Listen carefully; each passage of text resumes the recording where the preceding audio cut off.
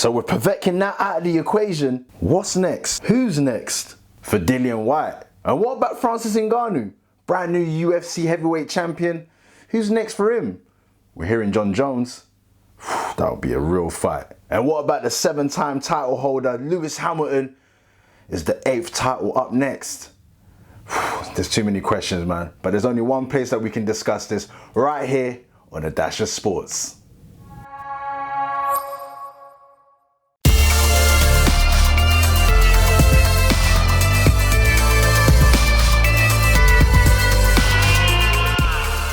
Hi there guys, and welcome to a Dash of Sports episode 45. I'll be your host and presenter, Dashiki Dash, and on this show is where I talk about all things sports related, hot topics, and trending stories. And if you like the previous episodes, then hey, give us a like, comment, subscribe. Also remember to press the notification bell so that you don't miss out on any of my shows. And one last thing, sharing is caring, so don't forget to share this. And on today's show, I'm going to be starting off with some boxing with Dillian Whyte's 4th round knockout of Alexander Povetkin in a fight that's pretty much cemented his #1 contender spot. But with the likes of AJ and Fury, they're tied down to a 2-fight deal. It's going to be a while until Dillian Whyte fights for the title. So what's next? Who's next for Dillian Whyte? I'm hearing Wilder's name floating about. Hey. That's going to be a proper scrap if they can make that happen. And then I'm going to be moving on to the world of MMA, UFC 260 to be exact, as Francis Ngannou finally fulfilled his lifelong dream of becoming a heavyweight champion after knocking out Stipe Miocic in devastating fashion, to then becoming the brand new UFC heavyweight champion of the world, joining the likes of Usman Kamaru, Israel Adesanya, to becoming the 3 kings of Africa, as it's the first time that all 3 Africans have held the belt simultaneously. Well, immediately after that, our attentions were then now drawn onto the prospect of Francis Ngannou's next fight. Could it be Jon Jones? If it is, all I know that it will be a devastating fight. But is it a fight that we really want to see next? And then last but not least, I'm going to be talking about another champion out in the world of Formula 1 racing, Lewis Hamilton. Hold on 1 second. Where is my manners? Sir Lewis Hamilton, as he won the first race of this season's championship as he chases after his 8th career title. 8th. That is, man, please. We need the GOAT status. We need it. But if he's going to win the title this season, he's going to be pushed real hard by the likes of Max Verstappen and a few other racers. And it's not going to be easy, man. It's not going to be easy. But if anybody can do it, it's definitely Sir Lewis Hamilton. But anyway, more to be discussed right here on the Dash of Sports.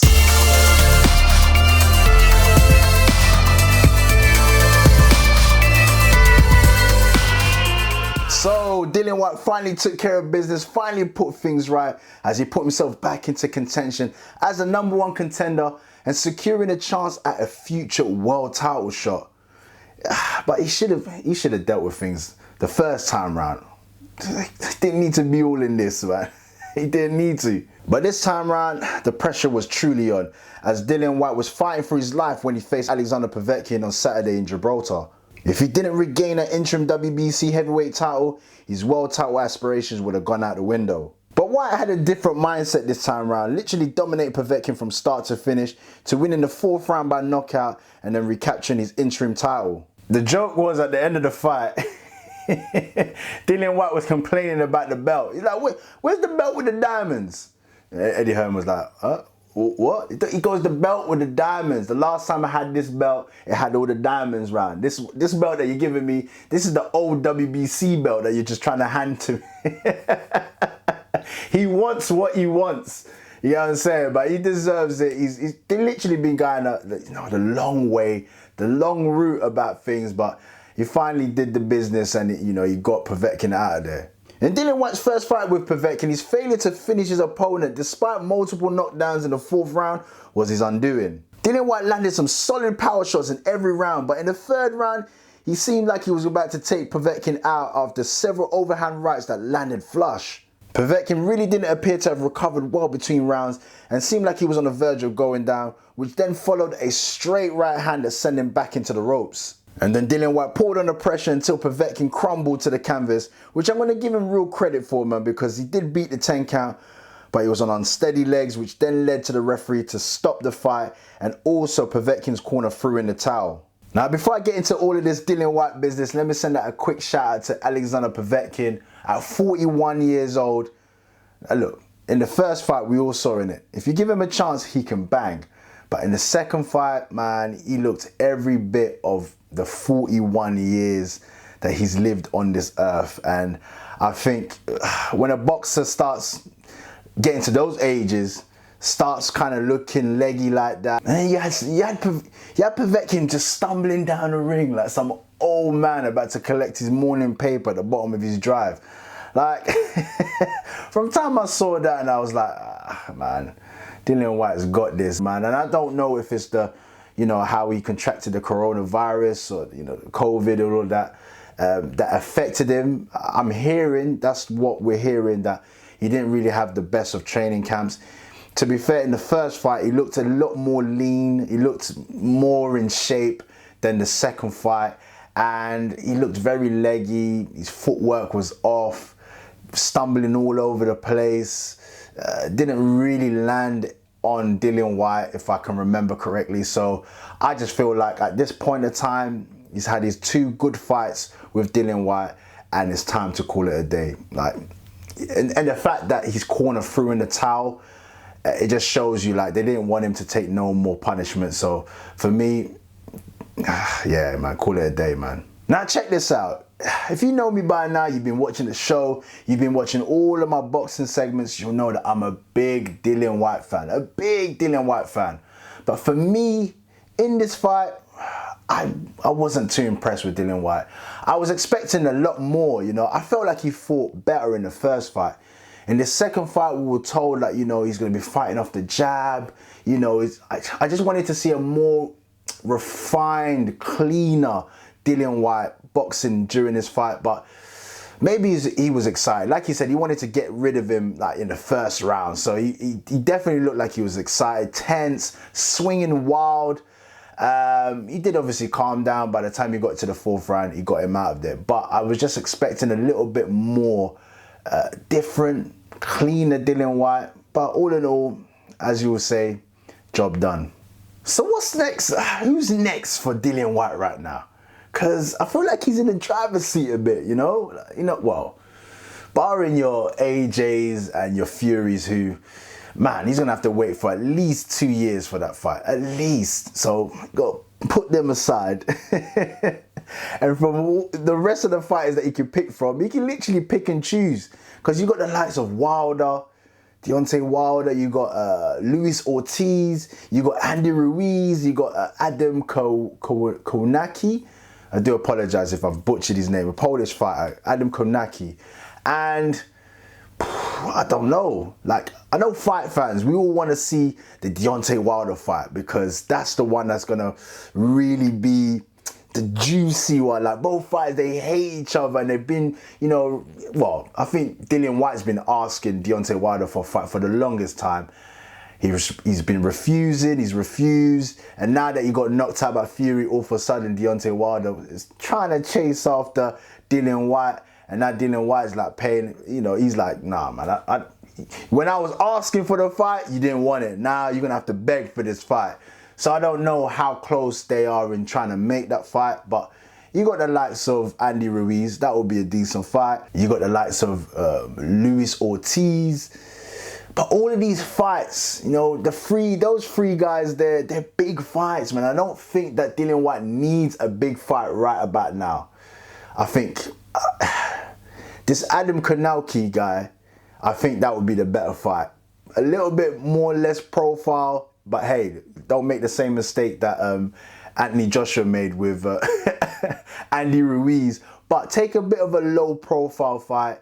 Go and fight out there in the States or something. Take it all in, get another W under your belt, and then just chill out. I reckon if he takes one more fight, as Eddie Hearn's saying, one more fight in the summer, see how things pan out with AJ and Fury. They may fight twice in 1 year. I doubt it, but if they do, then you know to yourself, next year you can get yourself ready for the winner out of those two. But if you try to go for your Deontay Wilders and your Luis Ortiz and your Andy Ruiz, those are big fights, man. Big risks. And you could once again be risking your number one contender shot at the title and starting right back at the bottom again. And you got the likes of, you know, your Usyks, your Joe Joyces of the world that are coming up and trying to push for their opportunity. So you don't want to be in the mix of those guys as well. So just take a little low profile fight and then see how it pans out for you. But all in all, let me know how you feel about the whole Dillian Whyte situation. First and foremost, Dillian Whyte versus Povetkin 2. How well do you reckon he did during that fight? Also, Dillian Whyte's future, like, you know, who is he going to fight against next? Who would you match him up with? Maybe it's someone that I don't know, you know, pluck out a name that I've not heard of or the one that I've mentioned out. You're more than welcome to do so. Or if it's the names that I mentioned, just let me know which one and put your comments down below, because it's going to be a real interesting summer for the heavyweight division, because we're going to be seeing this big massive fight, fingers crossed, between AJ and Fury, and the rest of the heavyweights are just going to have to watch idly to see where they fit in. And like I said, at the moment, Dillian Whyte has the picking of a few fighters that he can choose. So who would he actually want to fight against? And I said, I feel like he needs to take a low profile fight. But let me know what you think. Put your comments down below and let me know.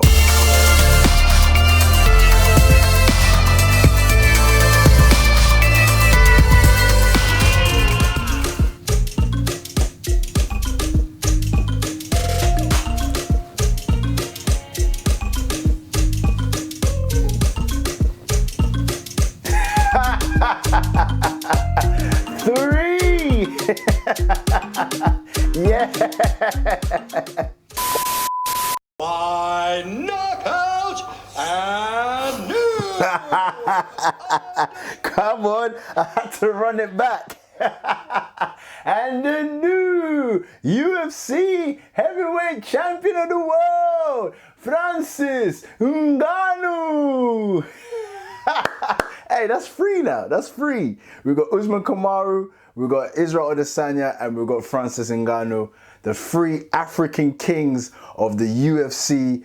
And man, what a fight. What a fight. The UFC has a new heavyweight champion of the world, and he may very well be the new baddest man on the planet. Francis Ngannou demolished Stipe Miocic with a second round KO in the main event of UFC 260 early Sunday morning. The end came when Ngannou bent Miocic backwards at the knees with a devastating left hand before putting his finishing thud on the championship win with a brutal hammer fist, prompting referee Herb Dean to come in and save Miocic. Now, it was only 2 rounds, 2 sweet rounds, but there was enough in those rounds for me to be like, you know what, I can see the improvement. We take for granted, like, you know, because of the fact that Francis Ngannou goes in there, just destroys, just bangs out, and then that's it, you know, 60 seconds and the fights are done. But when you compare his fight, the first fight to the second fight, you can see that they've worked on a lot. You can see that the defeat, although it hurt, although it was, you know, something that he had to get over, it was a life lesson. It was a fighter's lesson to know that when I go back and I have my chance again, this is how I'm going to do it, and, you know, the proper way. Because if you compare the first fight to the second fight, in the first one, Francis Ngannou looked very tense.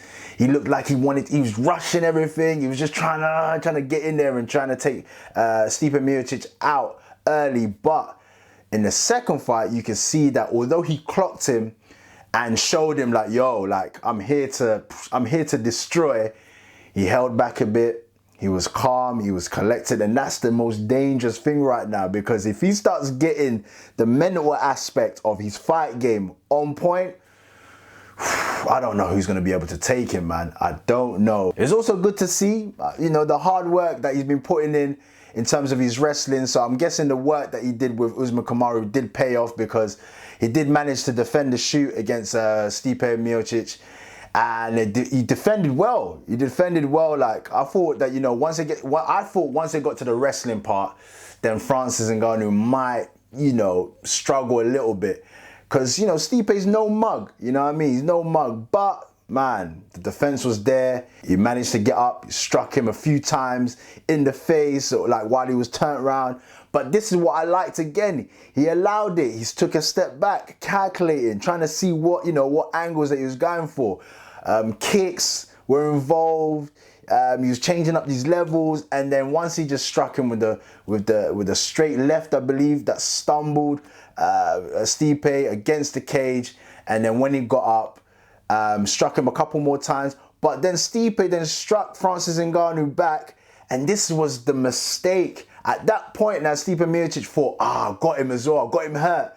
So he came in open, wide open, and it was just a short, stiff left right underneath the chin, neck area that stunned Stipe Miocic. He fell back, like literally buckled under his knee, like his leg was all bent. And then the hammer fist blow just to seal everything. Referee comes diving over, and you know when the referee does that, the fight is done, done, done. And then the UFC crowned a new heavyweight champion in Francis Ngannou. And man, like when I was watching the fight, I was just like, oh man, woo, what a fight, what a fight. Now the last thing I just want to touch on is like, the sign of a real champion is not defined by you wearing a title, the belt, or having a trophy. Yes, I understand, obviously, you got to win these things to be called champion, but I believe that there's more to it as well. Once you become champion, let's just say,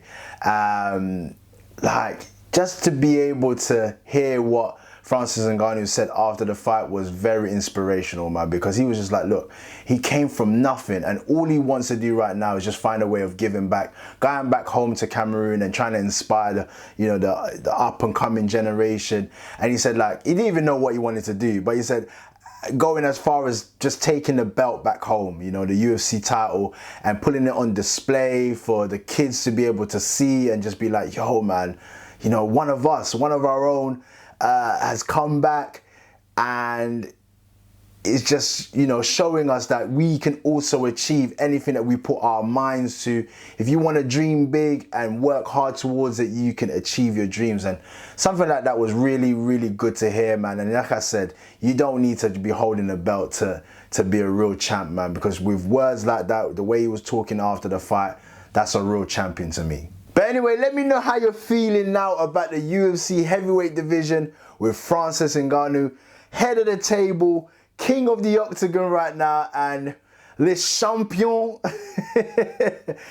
Man, he's fixing to be dominating for a while, man. I don't know who's going to be able to take him. There's some heavy hitters out there as well, but right now I feel like Francis Ngannou is in he's headed into his zone right now. And it'll be very interesting to see. Obviously, like I said, the likes of John Jones are being pushed into the heavyweight division right now. I don't really want to see it at this moment, but we'll just see. But anyway, let me know who you'd want to see Francis Ngannou go up against. That's what I want to know. If you've got any names, any suggestions, put it in the comment section below and let me know.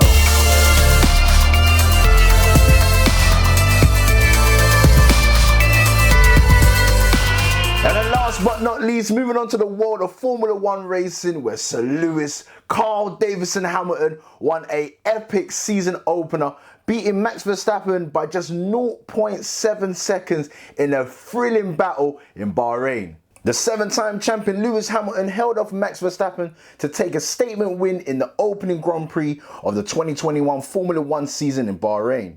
Having started second on the grid, the defending champion was involved in a cat and mouse tussle with the Red Bull driver throughout. It was indeed Mercedes' tactics that did help Hamilton win the race, as they brought him into the pits earlier on, while Red Bull's hesitation with Verstappen saw the Dutchman eventually fall into second behind the Brit. The pair fought for first place in an intense few final laps. Verstappen did find a way past Hamilton at one point, but he was told to concede the lead because he had overtaken illegally, with his car being off the track at the time of him passing Lewis Hamilton. So Lewis Hamilton won his 96th career race, and adding to that, he also broke Michael Schumacher's record of 5,111 of the most laps led in F1 history. But man, it's gonna be tough, man. It's gonna be tough. After watching that race, man, I can almost guarantee that all the lead drivers at Red Bull are going to have something to say on whether or not Lewis Hamilton gets this 8th title, because, man, fingers crossed, man. We need him to get it, man. GOAT status pending. Like, for me, he's the GOAT already. But, you know, for the naysayers and for, you know, obvious reasons don't want to get into, there's still doubts. He's still not really getting his flowers. But once he gets the number 8, there's no doubt. Yeah, there's no doubt, and you can't say anything. He's going to be one ahead of Michael Schumacher, and nobody can say anything. And man, I just hope he can get it. But it's not going to be easy, man. And even Lewis Hamilton said it himself. He said, yo, if it's going to be starting off like this, man, I don't know. Even he's doubting it. Well, I don't think he's completely doubting, but I think what he's just saying is just like, it's going to be really tough to win this season's championship. So, man, I hope there's many races like that, because, you know, it's just going to be nail-biting situations throughout the season, and hopefully Lewis Hamilton comes out on top and gets his 8th title. But anyway, man, let me know how you felt about the opening race of the season, and also let me know how you're feeling about Lewis Hamilton's chances of picking up his 8th title, so that he can just secure that GOAT status, man. This race was mad crazy, and like I said, I can see the likes of Red Bull, Max Verstappen, really pushing him right down to the wire. It's going to be tough, man. But if there's anyone else that you feel that's got a chance this season, let me know, man. Put your comments down below. But I think it's literally going to be between them two. But like I said, man, I'm just fingers crossed over here, hoping Lewis Hamilton gets that 8th title so he can just secure that GOAT status. No one can say anything. It'll be guaranteed, set in stone. All the naysayers are going to have to... They're going to have to keep shut, man, after that. But hopefully he gets to do it, man. But let me know, man. Put your comments down below and let me know. And with that being said, I'm going to leave it there for today. But thank you so much for tuning in to another episode of A Dash of Sports. And if you've made it this far into the show, come on, man, you already know. You guys are the real ones, man. Thank you so much. I truly appreciate it. And if you need further information about future episodes or just your day-to-day sporting updates, then hey, come on, man, check me out. I'm on Instagram, and I'm also on Twitter, which is A Dash of Sports. I'll put it down below here, A Dash of Sports, and I'll also leave it in my description so that you've got a direct link to that. And please don't forget to like, comment, and subscribe. Smash that like button, comment, and help me to get these subs up. I truly appreciate your help with that. And if you are subscribed already, thank you so much. It really does help. You're pushing me to just keep on creating. So I truly appreciate that. And don't forget to press the notification bell so that you don't miss out on any of my shows. And until the next time here on A Dash of Sports, peace.